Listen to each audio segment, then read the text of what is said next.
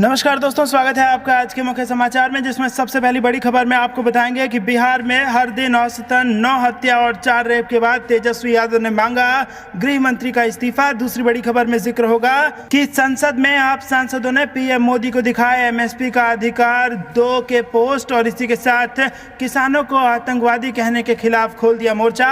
और तीसरी बड़ी खबर में आपको बताएंगे कि झारखंड में सियासी भूचाल, एक मॉडल ने 4 भाजपा नेताओं पर लगाए गंभीर आरोप। दोस्तों, हर एक खबर की गहराई में आपको ले जाएंगे, लेकिन उससे पहले अगर आप भी देश के किसानों के साथ खड़े हैं तो आप अभी इस वीडियो को लाइक कीजिए और इस लाल बटन को दबा के इस चैनल को फ्री में सब्सक्राइब करके घंटी बजाकर कमेंट में लिखिए जय हिंद। दोस्तों, रुक करते हैं तमाम बड़ी खबरों की तरफ। बिहार में हर दिन औसतन 9 हत्या, 4 रेप, तेजस्वी ने मांगा गृह मंत्री का इस्तीफा। जी हां दोस्तों, बिहार के मुख्यमंत्री नीतीश कुमार सुशासन के दावे करते हैं। नीतीश कुमार अपराध और अपराधियों पर सख्ती की बात करते हैं, लेकिन बिहार के अपराधी बेखौफ हैं। बिहार राज्य अपराध रिकॉर्ड ब्यूरो के आंकड़े इसकी गवाही दे रहे हैं। ब्यूरो की ओर से जारी आंकड़ों के मुताबिक प्रदेश में इस साल जनवरी से सितंबर के बीच 2406 लोगों की हत्या हुई है। रेप के भी 1106 मामले दर्ज हुए हैं। ये आंकड़े बताते हैं कि पिछले 9 महीनों में अपराध के ग्राफ में किस तरीके से निरंतर तेजी देखने को मिली है। बिहार में हर दिन 9 हत्या और रेप की 4 घटनाएं घटित हो रही हैं। हत्या के मामलों पर नजर डालें तो सबसे ज्यादा घटनाएं राजधानी पटना में हुई है,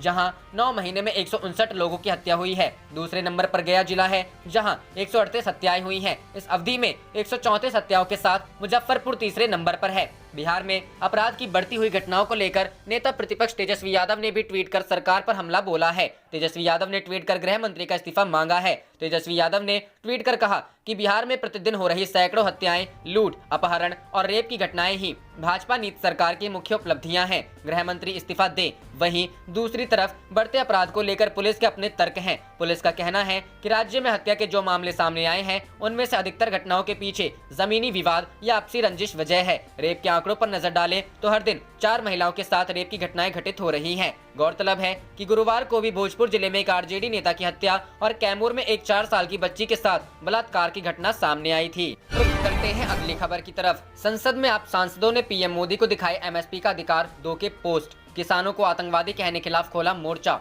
जी हां दोस्तों, संसद में अटल बिहारी वाजपेयी की जयंती के मौके पर मोदी सरकार को जगाने के लिए संसद में प्रधानमंत्री मोदी के सामने आप सांसदों ने पोस्ट दिखाए। संजय सिंह ने कहा कि किसान विरोधी काला कानून वापस लो, अन्नदाताओं को आतंकवादी कहना बंद करो। मीडिया रिपोर्ट के मुताबिक संसद के सेंट्रल हॉल में मदन मोहन मालवीय और पूर्व पीएम अटल बिहारी वाजपेयी की जयंती के मौके पर सभी सांसदों ने श्रद्धांजलि अर्पित की। इसके बाद सेंट्रल हॉल में पीएम के अभिवादन के दौरान आप सांसद संजय सिंह और भगवंत मान ने पीएम मोदी को किसानों के समर्थन में पोस्ट दिखाए। आप सांसदों के हाथ में जो पोस्ट थे, उन पर लिखा था कि एमएसपी का अधिकार दो, अन्नदाताओं को आतंकवादी कहना बंद करो। वहीं पीएम मोदी के सामने नारे भी लगाए कि किसान विरोधी कानून वापस लो, वापस लो। जानकारी के लिए बता दें कि भारतीय जनता पार्टी के कदावर नेता, भारत रत्न और पूर्व पीएम अटल बिहारी वाजपेयी की आज 96वीं जयंती मनाई जा रही है। इस मौके पर पीएम मोदी और राष्ट्रपति रामनाथ कोविंद से लेकर सभी ने अटल जी को याद किया। पीएम मोदी समेत भाजपा के कई नेता आज सदैव अटल समाधि स्थल पर पहुंचे।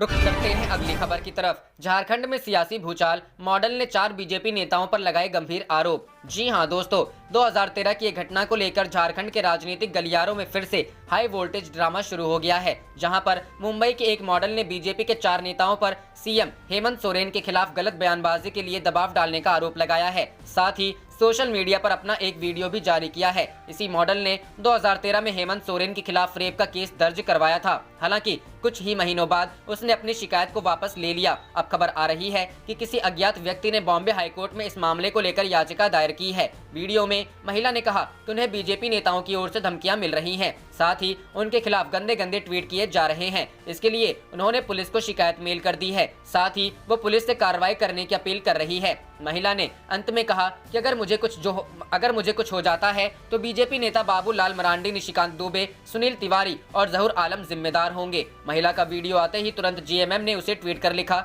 छी छी, बीजेपी नेताओं की निकृष्ट नीयत को देश ने हर बार अपनी खुली आंखों से देखा। किसी राज्य में चले जाइए, बहु बेटियों को भाजपाइयों ने सिर्फ वस्तु समझा, इन्हें नारी शक्ति का भान तक नहीं। झारखंड सरकार कृपया संज्ञान ले। वहीं कांग्रेस इस मुद्दे से कहां चूकने वाली थी। कांग्रेस की महिला विधायक दीपिका पांडे सिंह ने वीडियो ट्वीट कर लिखा खुली आंखों से देखिए बीजेपी का बेटी बचाओ। अपनी राजनीतिक मंशा को पूरा करने के लिए बाबूलाल मरांडी, निशिकांत दुबे, सुनील तिवारी और बीजेपी के लोग इस कदर गिर गए हैं कि एक महिला को डराया धमकाया जा रहा है, उसे इस बात के लिए ब्लैकमेल किया जा रहा है कि वो झूठी गवाही दे।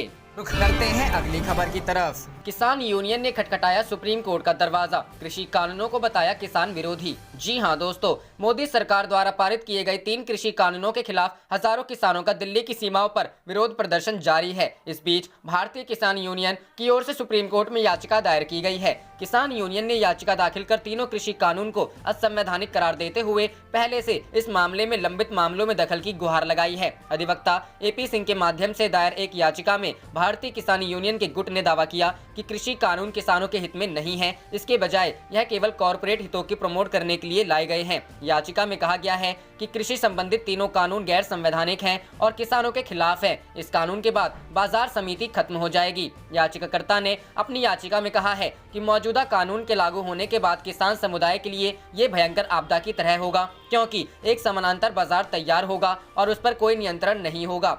इस तरह किसानों का शोषण होने वाला है। याचिका में आरोप लगाया गया है कि कृषि कानून कृषि उपज बाजार समिति प्रणाली को नष्ट कर देंगे, जो फसलों के लिए उचित मूल्य सुनिश्चित करने के लिए लाया गया है, और इसलिए ये कानून असंवैधानिक है। इससे पहले 26 नवंबर से दिल्ली की सीमाओं पर प्रदर्शन कर रहे किसानों को हटाने की मांग पर सुनवाई के दौरान प्रधान न्यायाधीश SA बोबड़े की अध्यक्षता वाली एक सुप्रीम कोर्ट की पीठ ने कहा था कि किसानों द्वारा आंदोलन जारी रखने की अनुमति दी जानी चाहिए। अदालत ने किसानों को हटाने पर हस्तक्षेप करने से इनकार करते हुए कहा था कि उन्हें विरोध करने का मौलिक अधिकार है। शीर्ष अदालत में लंबित मामलों में प्रतिवादी के रूप में 40 से अधिक किसान यूनियनों को आरोपी बनाया गया है, जिसमें कहा गया है कि प्रदर्शनकारी किसानों ने सड़कों को अवरुद्ध कर दिया है, जिससे यात्रियों का आवागमन बाधित हो रहा है। हालांकि शीर्ष अदालत ने सुनवाई के दौरान यह भी स्पष्ट किया कि किसानों को उनके विरोध का अधिकार जरूर है, मगर इसका अन्य लोगों पर प्रभाव नहीं पड़ना चाहिए।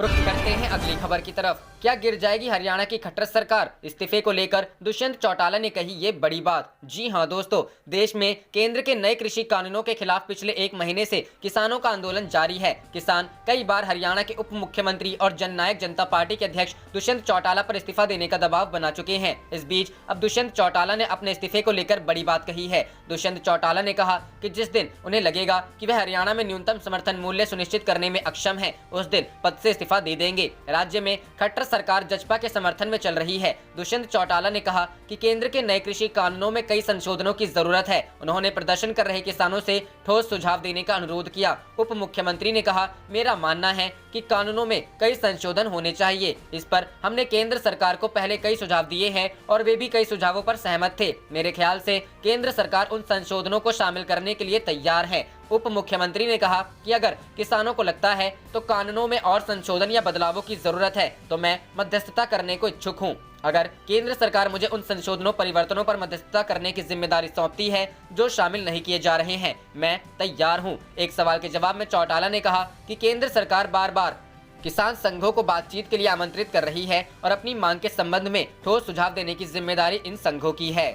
रुख करते हैं अगली खबर की तरफ। किसानों के समर्थन में अखिलेश का हल्ला बोल, सपा आज गांव-गांव में लगाएगी चौपाल। जी हां दोस्तों, कृषि कानूनों को लेकर किसानों की सबसे ज्यादा नाराजगी भले ही हरियाणा और पंजाब में देखने को मिल रही हो, लेकिन यूपी के किसानों में भी गुस्सा कम नहीं है। यही वजह है कि समाजवादी पार्टी के अध्यक्ष अखिलेश यादव उत्तर प्रदेश में अपनी सियासी जमीन मजबूत करने के लिए किसानों के मुद्दे पर बीजेपी के खिलाफ सोशल मीडिया से लेकर सड़क तक मोर्चा खोले हुए हैं। कृषि कानून के विरोध में सपा कार्यकर्ता शुक्रवार को यूपी के सभी गाँव में चौपाल लगाकर किसानों के साथ बातचीत करेंगे। सपा अध्यक्ष अखिलेश यादव ने कहा है कि किसानों के साथ बीजेपी राज्य में सबसे ज्यादा अन्याय हुआ है। सपा सूबे भर में कृषि कानूनों को खिलाफ गांव-गांव किसान घेरा कार्यक्रम करेगी। समाजवादी पार्टी किसानों की अपनी पार्टी है, ऐसे में किसानों के संघर्ष में हम उनके साथ हैं। सपा किसान घेरा कार्यक्रम के जरिए किसानों तक अपना समर्थन पहुंचाने के साथ सपा सरकार की किसान कल्याणकारी योजनाओं की भी जानकारी देगी। अलाव के साथ बातचीत। किसान घेरा कार्यक्रम में समाजवादी पार्टी के प्रमुख नेता गांव में घेरा बनाकर अलाव के साथ चौपाल में किसानों से बातचीत करेंगे, उनकी समस्याओं पर चर्चा करेंगे और उनके संघर्ष में सहयोगी होने का भरोसा दिलाएंगे। सपा ने इस कार्यक्रम के लिए अपने 132 बड़े नेताओं और पदाधिकारियों को एक-एक गांव में चौपाल लगाने की जिम्मेदारी सौंपी है। रुख करते हैं अगली खबर की तरफ। हाईकोर्ट ने कहा, योगी आदित्यनाथ ने यूपी को जंगल राज में बदल दिया है, ऐसा ट्वीट करना कोई अपराध नहीं, एफआईआर खारिज। जी हां दोस्तों, उत्तर प्रदेश की योगी आदित्यनाथ सरकार पर लगातार आलोचकों पर दबाव बनाने के आरोप लगते रहे हैं। हालांकि इस बार इलाहाबाद हाईकोर्ट ने यूपी सरकार की आलोचना से जुड़े एक मामले में आरोपी को राहत देते हुए अहम फैसला सुनाया। दरअसल यशवंत सिंह नाम से एक व्यक्ति पर आरोप था कि उसने कुछ समय पहले ट्वीट में कहा था कि यूपी के मुख्यमंत्री योगी आदित्यनाथ ने राज्य को ऐसे जंगल राज में बदल दिया है जहां कोई कानून व्यवस्था नहीं है। इसी को लेकर पुलिस ने उस पर एफआईआर दर्ज की थी। हालांकि कोर्ट ने मामले की सुनवाई के दौरान कहा कि कानून व्यवस्था के हालात पर मतभेद प्रकट करना भारत जैसे संवैधानिक लोकतंत्र की पहचान है। जस्टिस पंकज नकवी और जस्टिस विवेक अग्रवाल ने एफआईआर रद्द करते हुए कहा कि अभिव्यक्ति की आजादी हमारे संविधान के अनुच्छेद 19 के तहत सुरक्षित है। आप देख रहे थे आपका अपना चैनल जय हिंद जय भारत।